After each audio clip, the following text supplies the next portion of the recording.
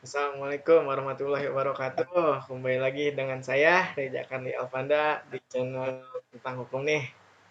Saya kedatangan tamu nih, teman saya keren, namanya Rizky. Kenalkan Ki, silakan. Ya, Waalaikumsalam warahmatullahi wabarakatuh. Halo Ja dan halo semuanya. Gimana Ki? Kabar Ki? Kalau kabar, alhamdulillah sih Ja baik ya.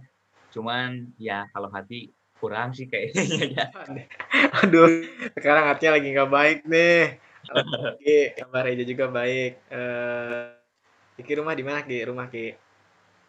Kalau saya sih di Sumedang Ja. Nah, kalau kamu di mana itu Ja? Di Bogor, di Jonggol Ki, Jonggol, Jonggol. Oh, yang ada lagunya itu kan? Ah, benar. Nah, ini sekarang banyak yang nanya, kita sharing-sharing aja ya. Sharing Ya, tentang sok ya. UIT. Memang UIT ini apa sih, Ki? Kalau yang saya ketahui ya Ja, UIT itu undang-undang yang mengatur tentang informasi serta transaksi elektronik sih Ja. Oh, jadi UIT itu seperti itu ya, Ki. Nah, ya betul Ja. Memang pelanggaran UIT itu apa saja sih? Bisa sebutin nggak, Ki? Kalau pelanggarannya sih ada 6 ya aja ya. Yang pertama itu ada hak cipta, yang kedua ada penghinaan atau pencemaran nama baik, lalu yang ketiga ada ujaran kebencian, terus ada muatan perjudian, ada berita bohong, dan yang terakhir itu kalau nggak salah hacking sih ya. Kalau Reja bikin video lagu nih, Ki. Reja nyanyi nih, ngaper lagu. Berarti Reja kena pelanggaran UIT dong, Ki? Nah, ya itu maksudnya kamu pelanggaran hak cipta. Kamu akan kena pasal UITE 34 ayat 4. Atau pelanggaran hak cipta, penggunaan karya tanpa sepengetahuan si pembuatnya itu sih, Ja. Waduh, serius, Ki. Hukuman apa, Ki, kira-kira kalau Reja kena pasal itu, Ki? Kalau nggak salah kamu itu kena pasal pidana dengan kurungan penjara kurang lebih 4 tahun. Lalu denda paling besar itu 1 miliar sih, Ja. Ya lumayan kan 1 miliar. Lumayan, lumayan. Nah, kalau kamu tahu kan tentang pencemaran nama baik? Pencemaran nama baik tahu sih Ki, sedikit ya. Pencemaran nama baik itu kalau kita memberikan tentang keburukan suatu institusi ataupun seseorang yang akhirnya membuat dia menuntut karena perkataannya. Benar kan Ki? Nah, eh, betul ja karena penghinaan atau pencemaran nama baik itu masuknya pada pelanggaran UITE pasal 27 ayat 3. Nah, kalau kamu tahu kan ja kasus Budiani itu yang kalau nggak salah sih kasusnya tentang pencemaran nama baik terhadap Ahok. Iya Ki, tahu Bu Niani yang dinyatakan tersangka itu kan Ki gara-gara kasus dia Nah, pencemaran nama baik Ahok. nah itu masuknya Budiani itu masuknya ke pencemaran nama baik ya. Oh, iya Ki. Kalau menurut kamu ya ja ya, tanggapan kamu terhadap hukum Indonesia saat ini tuh gimana sih ja? Kalau menurut aja sih Ki ya pribadi, kalau melihat sekarang nih hukum Indonesia itu kurang adil sih Ki ngelihatnya kayak kasus yang nenek-nenek itu tuh yang dia ngambil apa ngambil kayu di kebun padahal cuma kayu doang tapi dia sampai kena denda ratusan juta terus kena penjara kalau nggak salah sih kurang lebih dia kena kena pidana itu penjara 2 tahun Ki terus sedangkan yang korupsi dia malah kena itunya malah enak malah nggak terlalu berat terus kena kena ininya juga ringan kena walaupun pasalnya tapi dia nggak terlalu inilah gitu ibaratkan dia nggak kalau apalagi nggak terlalu inilah dengan yang itu kasus yang tadi coba kalau kalau dia itu maling untung itu nenek coba kalau dia maling udah dipukulin Ki sama warga udah dibawa aduh coba kalau korupsi emang bisa dipukulin sama kita Ki kena hukuman yang kita mau kan enggak Ki nah jadi menurut saya sih hukum sekarang tuh kurang adil sih Ki kalau di Indonesia jadi kayak melihat lah kayak dia itu pejabat berarti kita nggak boleh ini jadi ya kurang adil sih Ki sekarang Ki buat hukum Indonesia buat saat ini Ki. Sama sih ja ya tanggapannya seperti saya. Kalau menurut saya juga sih memang sekarang hukum Indonesia ini agak tumpul ke atas dan tajam ke bawah ya. Contohnya sekarang kan kita apalagi sedang dilanda kasus virus corona ya. Kan sekarang kita mau ngapa-ngapain susah, apalagi kan sekarang banyak orang yang kerja-kerja itu di PHK. Nah, ini malah ada salah satu ya petinggi negara Yang itu ja, jadi dia itu istilahnya eh, terkait kasus bansos, bantuan sosial. Hmm. Yang misalkan jumlahnya itu harusnya 300.000, nah dia itu potong jadi 150.000. Kan itu maksudnya termasuk itu salah satu kan termasuk penyelepan ya ya kalau istilahnya itu. Nah, tetapi yang didapatkan hukumannya sih gak setimpal ya ya. Iya Ki, Kalau makasih. saya melihat sekarang kan begal. Hmm. Nah, kasus begal, pencuri ayam juga kan, apalagi pencuri sendal itu bahkan ada sampai yang digebukin oleh massa, terus ada juga yang sampai dibakar. Nah, itu tuh padahal jumlahnya itu tidak jauh gitu ya, Jauh. apa yang didapat oleh oleh yang tertinggi gitu. Nah, menurut saya sih seharusnya ya yang melakukan korupsi itu kita cobalah sekali-kali jauh kita arak sama-sama kan bisa gitu kan, itu bisa menjadikan efek jerak gitu bagi pelaku korupsi. Mungkin tidak akan Kita ada buat yang mau sih. bareng dah. Jadi kan orang lain takut nih ya kalau mau korupsi itu. Tapi di kita mah kan yang korupsi penjara enak, ber-AC pula. Benar, Jadi nggak ada bedanya sih ya sama di rumah, uang dapat. benar.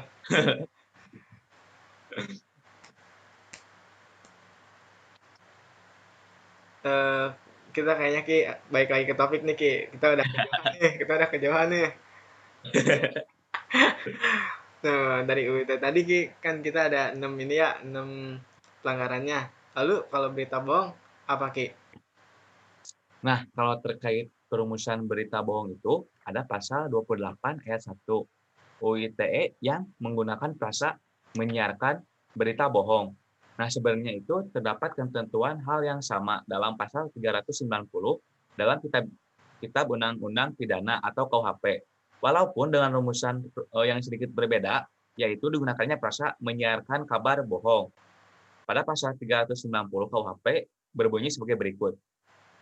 Barang siapa dengan maksud hendak menguntungkan diri sendiri atau orang lain dengan melawan hak atau menurunkan, menaikkan harga barang dagangan, pons atau berharga uang dengan menyiarkan kabar berita bohong, itu tuh bisa dipenjara paling lama itu sekitar 2 tahun 8 bulan.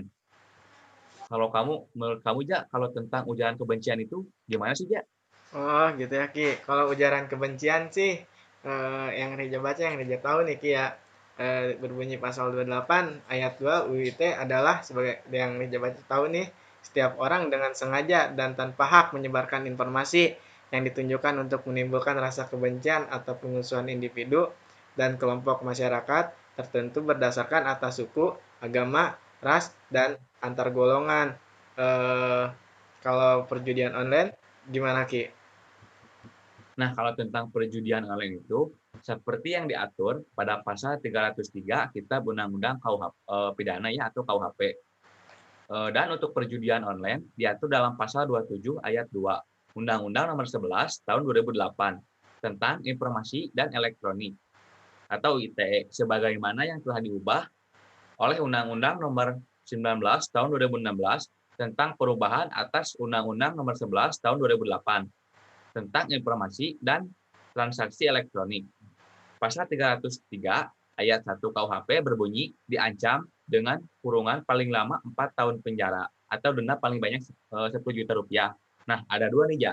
Yang pertama, barang siapa yang menggunakan kesempatan untuk main judi yang diadakan dengan melanggar peraturan pasal 303. Nah, untuk yang kedua, barang siapa yang ikut serta mengikuti permainan judi yang diadakan di jalan atau khayalan umum, kecuali itu tuh bisa sama sama ya pasalnya itu diatur dalam pasal 303. Nah, kecuali yang mengadakannya itu dapat izin dari pihak yang berwenang ya. Nah, kalau menurut kamu hacking itu apa sih ya sebenarnya?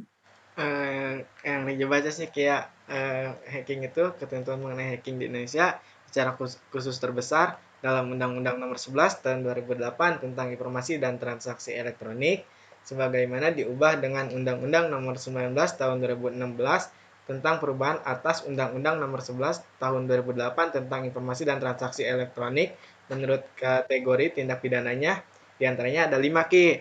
Satu, mengakses komputer dan sistem elektronik orang lain dengan sengaja dan tanpa hak melawan hukum pasal 30. 2. Melakukan penyadapan atas informasi dan dokumen elektronik dengan sengaja dan tanpa hak atau melawan hukum pasal 31. Nomor 3. Mengubah dan mentransmisi informasi dan dokumen elektronik dengan sengaja dan tanpa hak melawan hukum pasal 32. 4. Mengganggu dan mengakibatkan sistem elektronik menjadi tidak bekerja sebagaimana mestinya dengan sengaja dan tanpa hak atau melawan hukum pasal 33. Dan yang kelima, memanipulasi informasi dan dokumen elektronik agar dianggap seolah-olah data otentik dengan sengaja dan tanpa hak atau melawan hukum pasal 35 Ki. Lalu tujuan UIT itu apa Ki? Kalau tujuan UIT itu sih yang saya ketahui ya, itu untuk mencerdaskan kehidupan bangsa, mengembangkan perdagangan, meningkatkan efektivitas, lalu membuka kesempatan luas kepada setiap orang untuk pemikiran kemajuan di bidang teknologi, memberikan rasa aman, keadilan, dan juga kepastian hukum bagi semua penggunanya sih, Ja. Keren-keren kamu Ki. Cukup banyak, cukup tahu ya Ki ya tentang UIT ini berarti kamu Ki ya. Alhamdulillah sih, Ja, lumayan banyak lah saya mengetahuinya. Nah, Beja tahu kan manfaat UIT itu apa? Tahu sih Ki, manfaat UIT itu untuk kepastian hukum bagi masyarakat, mendorong pertumbuhan ekonomi Indonesia, sebagai sebagai mencegah kejahatan berbasis teknologi, melindungi masyarakat pengguna jasa dengan memanfaatkan teknologi. Kamu juga lumayan tahu ya, Ja, ya, tentang UIT ini. Nah, lalu manfaat apa sih, Ja, yang didapat pemerintah? Alhamdulillah sih Ki, soal itu lumayan tahu. Nah, kalau yang dapat manfaat oleh pemerintah, pemerintah juga dapat manfaat banyak Ki. Hal e-government adalah salah satunya. Bentuk pemanfaatan TI dalam penyelenggaraan pemerintah yang bermanfaat untuk meningkatkan diseminasi informasi dan akses kepada informasi dan meningkatkan akuntabilitas, transparansi, efisiensi, dan efektivitas penyelenggaraan pemerintah Ki. Oh, ya, Ja, berarti pemerintah juga memiliki manfaat ya, Ja, dari UIT ini. Ya, pemerintah juga dapat manfaat banyak sih Ki dalam UIT ini Ki. Eh, terus menurut Ki ini Ki, saran UIT ini bagus gak Ki buat ini Ki buat negara kita Indonesia berarti Ki? Menurut saya sih bagus aja ya. Soalnya UIT ini kan jadi membatasi kita dalam berkata ataupun berperilaku di sosial media termasuknya ya. Ya, Jadi kita itu tidak bisa semena-mena berlaku non berkelakuan ya, misalnya ya saya menghina Eja atau saya menghina suku, ras atau budaya misalnya yang bisa dijadikan itu rasis ya disebutnya. heeh, Nah, dengan UU ITE ini menurut saya ini tuh menjadikan kita itu jadi tidak sepatutnya lah kita harus menjaga attitude sopan santun meskipun itu di sosial media. Ya mungkin itu saja sih Ja, yang saya ketahui itu. Nah kalau menurut kamu nih Jaya, kan kita sebagai ini kan jurusan hukum. ya. Nah kita ini kan sebagai generasi bangsa, menurut Eja harus gimana sih Ja sarannya gitu agar eh, kita itu dapat menegakkan keadilan gitu. Kalau menurut Reja sih ya Ki, buat menegakkan keadilan nih, menurut Reja pribadi, kita nggak boleh takut misalkan dia itu pejabat lah, dia itu anggota lah, kita itu sama-sama rakyat lah, kita gitu nggak usah dia dia walaupun dia presiden pun kalau dia salah ya tetap salah Ki, hukuman itu harus sama, nggak boleh dibeda-bedain, nggak boleh kita saling ini, oh dia pejabat, dia tinggi, dia nggak boleh dapat hukuman yang lebih parah. Menurut aja itu nggak boleh, kita itu harus adil. Jadi buat generasi muda pun kita kalau emang salah ya udah salah, kalau emang kita benar jangan takut, kita buat ini ya udah kita benar, tapi kalau emang salah ya udah kita terima hukumannya, jangan kita salah, kita kita harus nyari ini nih kayak apa, kita harus ngumpet nih, kita harus gimana sembunyi nih salah, kita kita maling nih, terus kita udah ketahuan, ih bukan, kita disuruh disuruh ya nggak usah, yang penting itu udah kita udah misalkan udah ketahuan ya udah, terus intinya kita harus terima hukumannya, jangan di ini. Tapi soal hukuman sekarang sih ya baik lagi yang tadi kini hukuman sekarang misalkan maling gitu dengan korupsi itu beda banget Ki, jauh buat hukumannya Ki. Jadi kayak hukuman hukuman kalau yang maling gitu, kalau yang kemarin maling misalkan maling dipukul di penjara berat di jelek lah, tapi korupsi segitu korupsi ngambil uang rakyat. Duh, rakyat banyak Ki di Indonesia kan, tapi nggak bisa kita pukulin Ki. Dia itu dikawal Ki, susah, tapi dia pun sudah dikawal ketat enak, nggak dipukulin, kena hukuman ya walaupun berat tapi dia fasilitas penjara enak, ber-AC kayak berasa di rumah. Coba kalau maling di sana di penjara dipukulin lagi Ki. Jadi ya menurut saya sih Ki hukuman buat itu sih buat sekarang sih di Indonesia itu eh, kurang-kurang adil lah walaupun udah ada itu juga kurang adil kayak masih ada itulah yang kata Iki kayak tajam ke bawah tumpul ke atas menurut istilah itu menurut itu sih aja sih benar menurut istilah itu Ki jadi kayak kayak pandang lah berpandang orang itu nggak adil pokoknya nggak adil di Indonesia buat hukum sekarang jadi buat generasi muda ke depannya kita harus tegakin hukum seadil-adilnya Ki menurut Reja. Ya, berarti yang terakhir saya juga menitip saran aja ya, bagi kalian yang nanti jika ada yang sukses atau menjadi pengacara yang sukses, penegakan hukum yang sukses, terus kuasa hukum yang sukses, saya harap kalian berada di jalur yang benar lah. Wah, Karena kan kita hukum itu ada dua nih ya pilihannya ya. ya Yang pertama ada neraka dan ada surga. Nah kita ini tinggal pilih aja bagaimana mau kemana kita melangkah. Ya semoga kalian bisa menjadi pengacara yang amanah, yang selalu membela kebenaran lah. Ya istilahnya kayak seperti agar menjadikan gimana agar bisa menjadikan hukum Indonesia itu kembali lagi ke masanya gitu. Mungkin itu saja sih ya menurut saya. ya sih Ki, ya berarti menurut kita nih hukum itu ada dua neraka kita ngambil ke neraka ataupun kita ke surga Ya, ibaratkan kalau kita salah tapi kita dibayar kita itu di neraka kita kita ngambil orang tapi nggak dibayar kita ke surga ya Kia buat zaman sekarang ya Kia. Aduh aduh Ki kayaknya udah lama juga nih Ki nih kita ngobrol-ngobrol kita sampai jauh juga nih kita ngobrol nih Ki UIT jadi gimana ya cukup kali ya Ki ya perbincangan soal UIT ini Ki ya. nah ya betul sih ya kita udah lama gitu ya. Ya mungkin itu saja sih yang dapat saya sampaikan mengenai UIT ini. Selebihnya saya minta maaf apabila penjelasan saya atau penyampaian saya ada yang kurang jelas gitu. Ya sudah Ki saya juga minta maaf buat kalian semua. Sampai berjumpa nanti kita di kampus ya di kampus kita Ya nanti tanggal 4 katanya tanggal 4 ya kita tanggal 4 katanya open itu juga baru katanya belum belum kakak belum benar.